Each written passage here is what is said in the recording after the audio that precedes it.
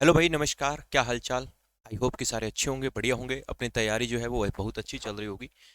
तो आज मैं एक इम्पोर्टेंट वीडियो आपके लिए लेके आया हूँ, जैसा कि आप लोगों ने टाइटल और थंबनेल में देख लिया है। ठीक है। एस्टेट टीजीटी साइंस जो है, इसके ऊपर आज ये वीडियो होने वाला है। इसके अंदर जितने भी इम्पोर्टेंट पॉइंट्स हैं सबके ऊपर हम बात करेंगे। क्या क्या महत्वपूर्ण बिंदु है सबके ऊपर चर्चा करेंगे। आज के जो हमारे इम्पोर्टेंट पॉइंट्स जो रहेंगे वो रहेंगे कि बहुत सारे बच्चों को दिक्कत आती है कि सर नोट्स कैसे बनाएं, है ना। नोट्स को लेकर के बड़ी समस्या होती है कि सर नोट्स कैसे बनाएं और कौन से नोट्स पढ़ें, क्या करें, कहाँ से पढ़ें, क्या नहीं पढ़ें, कम समय में तैयारी कैसे करें। बार बार पेपर दे रहे हैं, बार बार पेपर दे रहे हैं, लेकिन हर बार 2 नंबर, 4 नंबर, 3 नंबर, 1 नंबर से रह जा रहे हैं। कितनी बार 3 बार पेपर दे लिया, 4 बार पेपर दे लिया, लेकिन होता ही नहीं है। कई बार कॉमन पेपर रह जाता है तो कई बार सब्जेक्ट रह जाता है। तो आज हम इसी चीज के ऊपर बात करेंगे कि आपको तैयारी करते समय किन किन बातों का ध्यान रखना है। ठीक है भाई। चलिए एक एक पॉइंट के ऊपर डिस्कस करेंगे। बहुत सारे पॉइंट्स मैंने यहाँ पर लिखे हैं। सबसे पहला पॉइंट है कि ज्यादा न पढ़े। ठीक है। क्या है सर इसका मतलब? इसका मतलब भाई ये है कि आपको ना बहुत ज्यादा नहीं पढ़ना है। आपका पेपर जो है वो एक टाइम बाउंडेड पेपर होता है। इसमें ऐसे नहीं कि आप लोग बहुत सारी डेरिवेशंस पढ़ते जा रहे हैं, भाई फिजिक्स टफ आता है तो बहुत सारी डेरिवेशन आप पढ़ रहे हैं, उसमें अपना टाइम खराब कर रहे हैं। क्योंकि सबसे इंपॉर्टेंट चीज है भाई टाइम, है ना। और हमारा पेपर जो होता है वो टाइम बाउंड पेपर होता है। तो समय यहाँ पर बड़ा एक इंपॉर्टेंट रोल प्ले करता है। तो आप अपना समय खराब ना करें, बहुत सारी चीजें ना पढ़ें, इतनी सारी चीजें ना पढ़ें कि आपसे पूरा ही नहीं हो पा रहा है ना। तो सबसे पहली चीज को तो आपको ध्यान रखना है कि आपको ना सिलेक्टेड चीजें पढ़नी है। अपने पेपर देखने हैं कि एग्जामिनर किस तरह से पेपर बना रहा है, किस तरह के सवाल पेपर में पूछ रहा है। तो वो सिलेक्टेड कंटेंट आपको पढ़ना है। ठीक है ना। सिलेक्टेड कंटेंट आपको पढ़ना है। ज्यादा बहुत सारा चीज आप नहीं पढ़ते हैं। आप प्रदीप उठा के पढ़े जा रहे हैं, आप एनसीईआरटी उठा के पढ़े जा रहे हैं, आप लखमीर सिंह उठा के पढ़े जा रहे हैं। ठीक है, ऐसा आपको कुछ भी नहीं करना है। बहुत सारी मार्केट से किताबें ले आए, इतनी सारी किताबें ले आए, अब वो किताब पढ़ी नहीं जा रही। तो ऐसा नहीं करना है आपको। ठीक है ना। सबसे पहली बात। दूसरी बात, आप जहां से भी पढ़े, जहां से भी पढ़े, आप एनसीईआरटी से पढ़े, आप किसी की क्लासेस देखते हैं तो वहां से पढ़ रहे हैं, या आपने मतलब अपनी तरफ से ही सेल्फ स्टडी कर रहे हैं, किसी का बैच ले रखा आपने, यूट्यूब से पढ़ रहे हैं, तो आप लोग क्या करें, टॉपिक वाइज जो भी आप टॉपिक पढ़ रहे हैं। जैसे कि फॉर एग्जांपल मैंने एक वीडियो भी बनाया, आपने नहीं देखा है तो मोशन इन स्ट्रेट लाइन के अंदर सारे फार्मूले मैंने आपको छोटी सी वीडियो में बनाकर बता दिए हैं।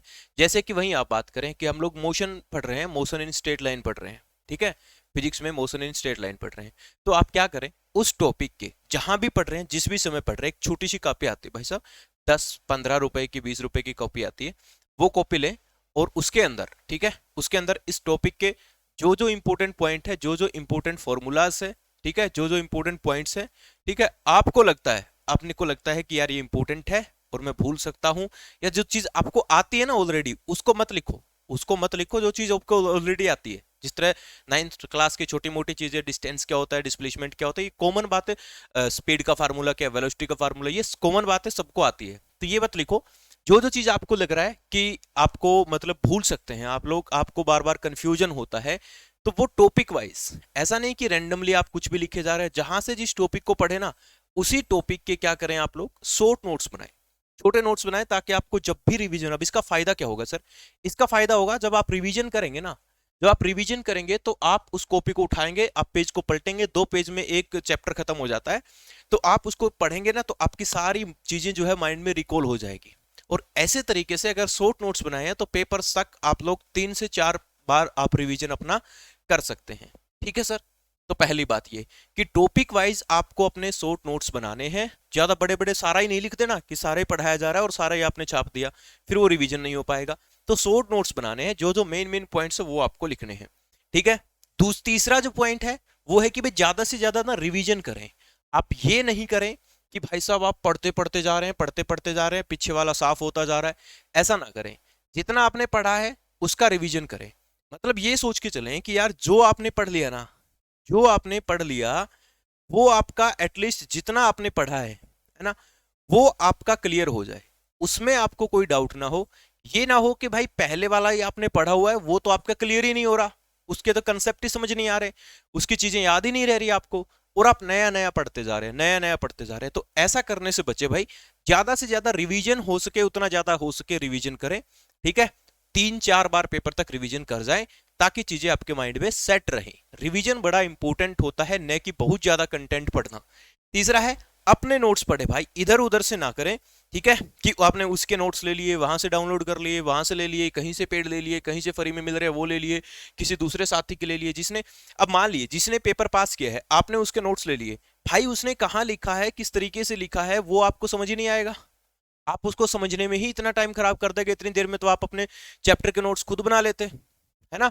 तो अपने नोट्स पढ़े, किसी दूसरे के ऊपर डिपेंड ना रहे। दूसरे की दी हुई चीजें पर आप पढ़ोगे, हो जाएगा, लेकिन उसमें आपका समय ज्यादा लग जाएगा। ऐसा नहीं है कि भाई किसी ने अच्छे नहीं बना रखे, दूसरे के नोट्स लेके पढ़ोगे तो पढ़ तो लोगे आप, लेकिन आपका समय बर्बाद हो जाएगा। इससे अच्छा आप जितनी देर में उसके टॉपिक को समझोगे ना, इतनी बार में आप अपने पढ़ लोगे, और अपने बनाए हुए नोट्स आपको समझ में आते हैं कि ये लिखा हुआ है मैंने किस एस्पेक्ट से लिखा हुआ है, किस तरीके से लिखा हुआ है, कहाँ कौन सी इक्वेशन लिखी है, कहाँ कौन सा फार्मूला लिखा है, आपको सब पता होता है। उसको रिवीजन करने में भी आसानी होती है, और रिवीजन के दौरान टाइम बचता है। किसी और के नोट्स लेके एक बार समझोगे, दोबारा रिवीजन करने लग जाओगे ना, तो आप फील करके देखना, अब दोबारा भी उसको समझना पड़ेगा आपको। तो दोबारा सेकंड टाइम, थर्ड टाइम जब आप रिवीजन कर रहे होंगे, तो अपने नोट्स में जहां पर आपको 5 मिनट का समय लग रहा है, वहीं किसी दूसरे के लिए हुए नोट्स में उसी चीज में आपका 15 मिनट का समय लगेगा। ये बात आप अपना नोट करके देख लेना, आप लोग इस बात को नोटिस करके देखना। एक चीज आपने पढ़ी हुई है, आपने खुद लिखा हुआ है, खुद का नोट्स बनाया हुआ है, शॉर्ट नोट्स बनाया हुआ है, आप अपने बनाए हुए नोट्स को 5 मिनट में खत्म कर दे रहे हैं। ये बात फैक्चुअल है, आप ट्राई करके देखना। अगर ये मैं गलत कह रहा हूं तो कमेंट बॉक्स में बताना आप, ठीक है। तो 5 मिनट में जो आप पढ़ पा रहे हैं ना, वो 15 मिनट में भी नहीं पढ़ पाएंगे आप। तो अपने नोट्स पढ़ें, किसी दूसरे के ऊपर डिपेंड ना रहें। अपने कैसे बनाने हैं, तो मैंने बताया कि आपको शॉर्ट नोट्स बनाने हैं, बहुत ज्यादा भर भर के नहीं लिखना है। ऐसा लिखना है कि दोबारा जब आप चैप्टर को पढ़ने आओ तो 10 मिनट में आपका चैप्टर खत्म होना चाहिए। 10 मिनट में सारे कंसेप्ट आपके आंखों के आगे से निकल जाने चाहिए, है ना। और इसमें हम जब बार बार रिवीजन करेंगे तो चीजें क्यों नहीं याद होगी, डेफिनेटली याद होगी, और डेफिनेटली लंबे समय तक याद रह पाएगी। इससे अगली बात जो बड़ी इंपॉर्टेंट बात है, सबसे इंपॉर्टेंट बात है भाई, वो है कि इधर उधर ना भटके। आज किसी ने वीडियो बनाई, आज उसकी वीडियो देख रहे हैं, कल को आपने यूट्यूब है भाई, यूट्यूब पर सर्च करते हैं तो दुनिया जान की वीडियो आ जाती है। कल को किसी और की वीडियो आ रही है, उसको देख रहे हैं, परसों किसी और की वीडियो आ रही है, उसको देख रहे हैं, अगले दिन किसी और की वीडियो आ रही है, उसको देख रहे हैं। देखते देखते देखते देखते अपना क्या आ जाता है भाई, पेपर आ जाता है ना। देखते देखते अपना पेपर आ जाता है, और हमारे हाथ कुछ नहीं लगता, हम इधर उधर भटकते रह जाते हैं। यही सबसे बड़ा मेन कारण, मुख्य कारण जो है ना बच्चा, मेन जो रीजन है ना पेपर पास ना होने का और 2-4 नंबर से रह जाने का, मेन जो रीजन है भाई वो यही है कि हम लोग इधर उधर भटकने में अपना समय बर्बाद करते हैं। बजाय कि अपने आप के ऊपर, अपने बनाई हुई चीजें, अपने लिखी हुई चीजों को पढ़ने की बजाय हम इधर उधर ज्यादा भटकते हैं। ये हमारी होती है, एक मेंटेलिटी होती है कि हमें लगता है कि यार वहां से पढ़ लें, ये वाला क्या पता ना आए।